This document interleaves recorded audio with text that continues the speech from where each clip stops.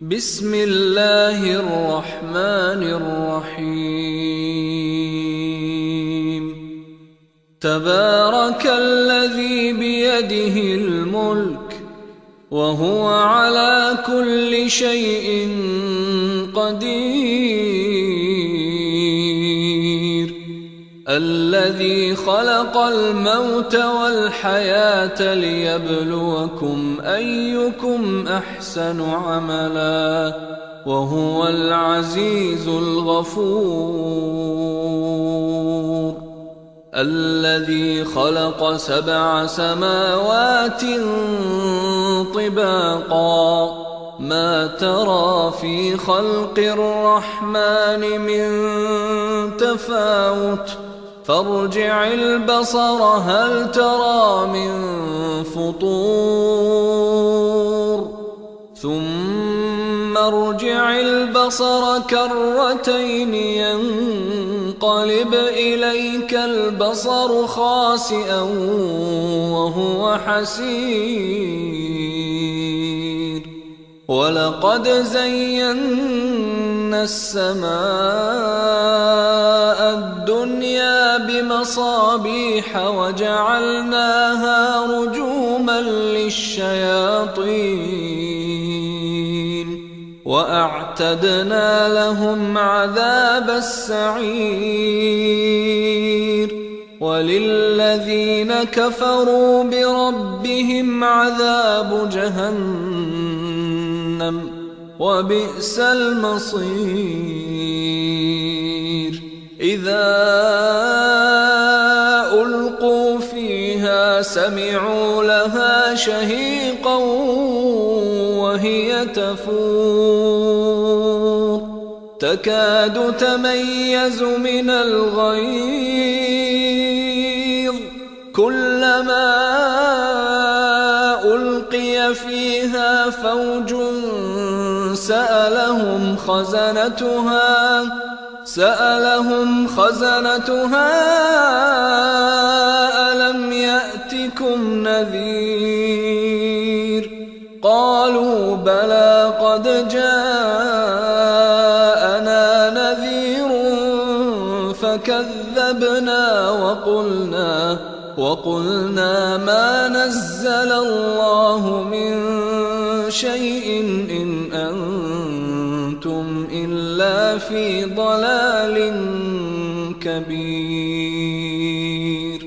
وقالوا لو كنا نسمع أو نعقل ما كنا في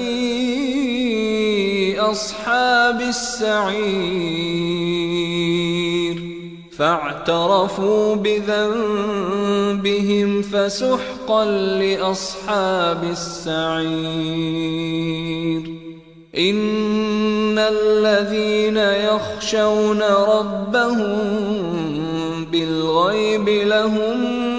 مغفرة وأجر كبير وأسروا قولكم أو اجهروا به إنه عليم بذات الصدور ألا يعلم من خلق وهو اللطيف الخبير هو الذي جعل لكم الأرض ذلولا فامشوا في مناكبها وكلوا من رزقه وإليه النشور أأمنتم من في السماء أن يخسف بكم الأرض فإذا هي تمور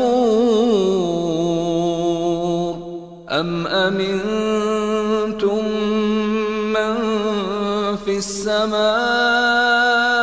أن يرسل عليكم حاصبا فستعلمون كيف نذير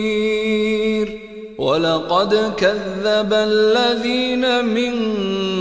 قبلهم فكيف كان نكير أولم يروا إلى الطير فوقهم صافات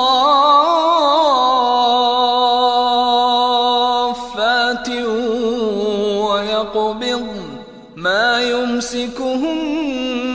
إلا الرحمن إنه بكل شيء بصير أمن هذا الذي هو جند لكم ينصركم من دون الرحمن إن الكافرون إلا في غرور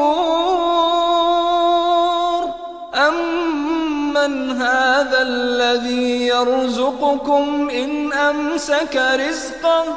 بل لجوا في عتو ونفور أفمن يمشي مكبا على وجهه أهدى